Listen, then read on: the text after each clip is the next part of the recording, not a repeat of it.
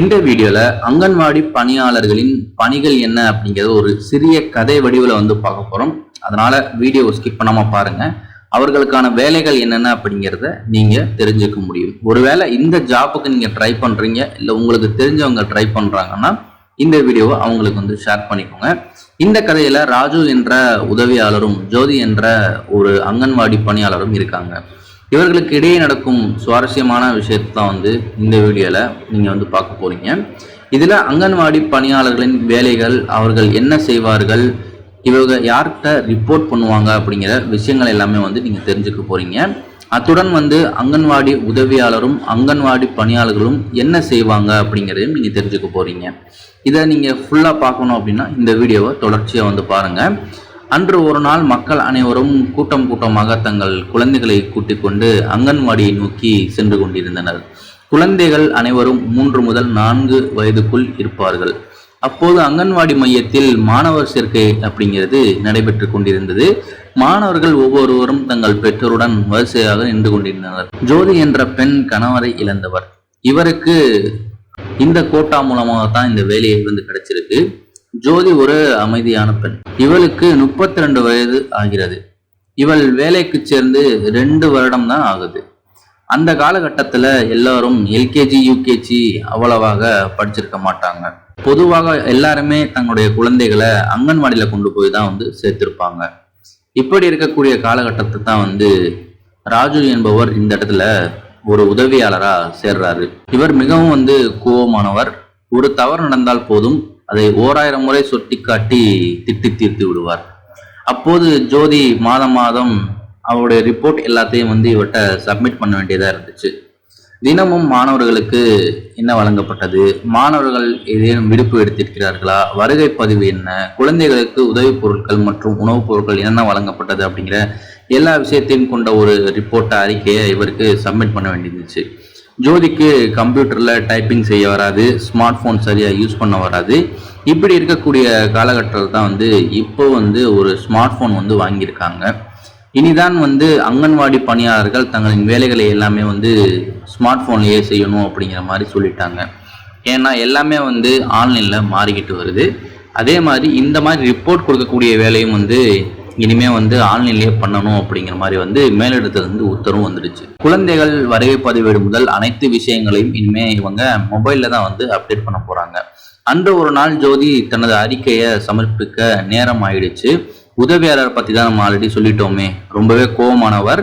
உதவியாளர் உடனே ஜோதிக்கு கால் பண்ணி, என்னம்மா என்ன பண்ணிட்டு இருக்க, 2 நாள் ஆச்சுன்னு ரிப்போர்ட்டே வரல, மேலிடத்துக்கு ரிப்போர்ட் கொடுத்துருவேன், அப்புறம் வேலை உங்களுக்கு பார்த்தீங்கன்னா போனாலும் போயிடும், பார்த்துக்கோங்க, உடனே எனக்கு ரிப்போர்ட் வரணும் அப்படின்னு சொன்னாங்க.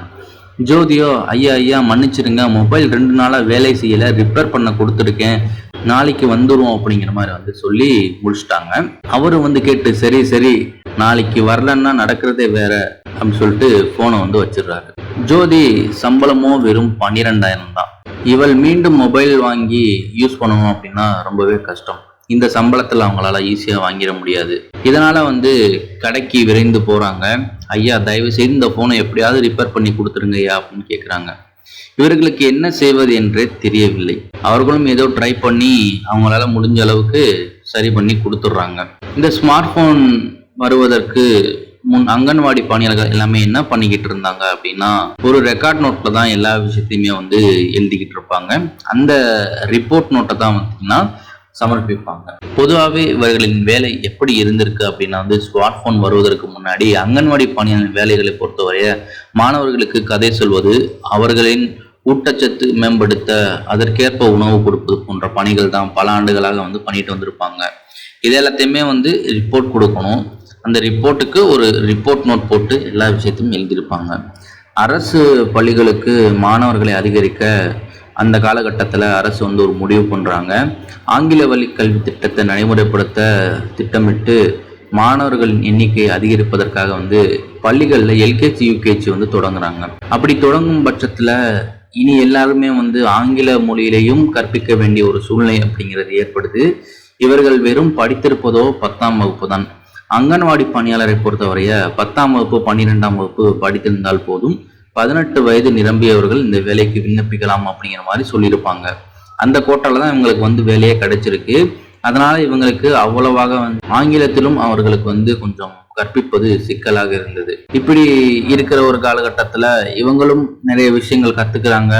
அதுல இருந்து இங்கிலீஷும் கொஞ்சம் பேச கத்துக்கிறாங்க. இப்போ ஆங்கில பாடத்திட்டம் கட்டாயமாக்கப்பட்டிருக்கிறது அப்படிங்கிற ஒரு சூழ்நிலை வருது. அதனால அதை யூஸ் பண்ணி மாணவர்களுக்கும் நல்ல விதமாக ஆங்கில வழியையும் கற்பிக்கிறாங்க. மாணவர்களுக்கு ஊட்டச்சத்து நிறைந்த உணவுகளை அங்கன்வாடி பணியாளர்கள் தயார் செய்து அளிப்பதுடன் ஆடல் பாடலுடன் இணைந்து கல்வி கற்க வேண்டியிருந்தது. இதற்கான விஷயத்தையும் அவங்க மொபைல் மூலமாகவே கற்றுக்கிட்டு அந்த மாணவர்களுக்கு எல்லாத்தையுமே சொல்லிக் கொடுக்குறாங்க.